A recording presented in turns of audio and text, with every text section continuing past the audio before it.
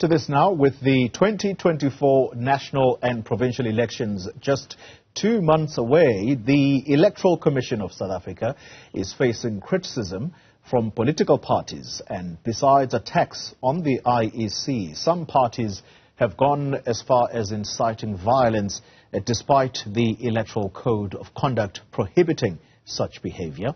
Newzroom Afrika's Juniour Khumalo has the details. South Africa's Electoral Act contains an electoral code of conduct aimed at promoting conducive conditions to free and fair elections. As soon as the electoral date is proclaimed, political parties, agents and candidates commit to adhering to the provisions of the electoral code. On the 29th of February, President Cyril Ramaphosa proclaimed the 29th of May as the voting date.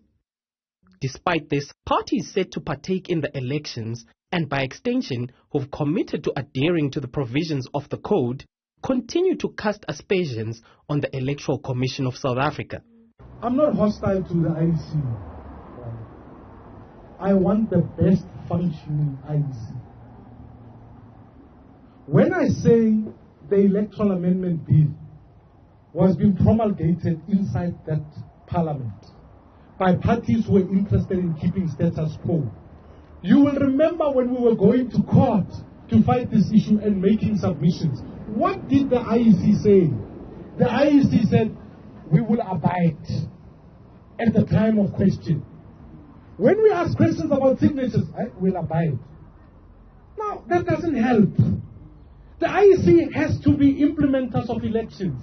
And if they just simply abide by what the political parties come to, it's like asking soccer teams to create the players, to make their own rules, and then you say the referees will implement.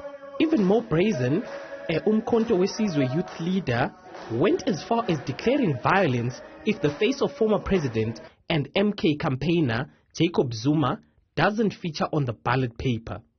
If they remove the ballot of MK, they remove President Zuma as the president and our face of the campaign and try to take our right, which is enshrined in Chapter 2 of the Constitution.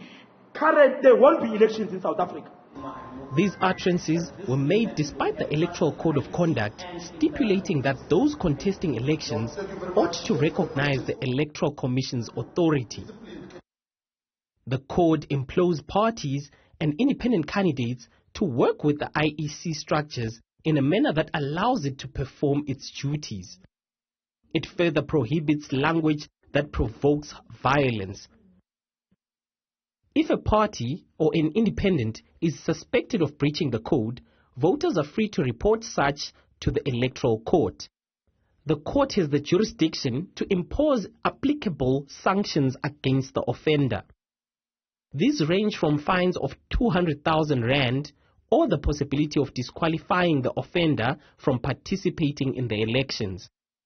Last week, Electoral Commission CEO Simon Mabulo cautioned that, if need be, they would approach the Electoral Court to deal decisively with offenders. For Newzroom Afrika on Channel 405, I'm Juniour Khumalo in Johannesburg.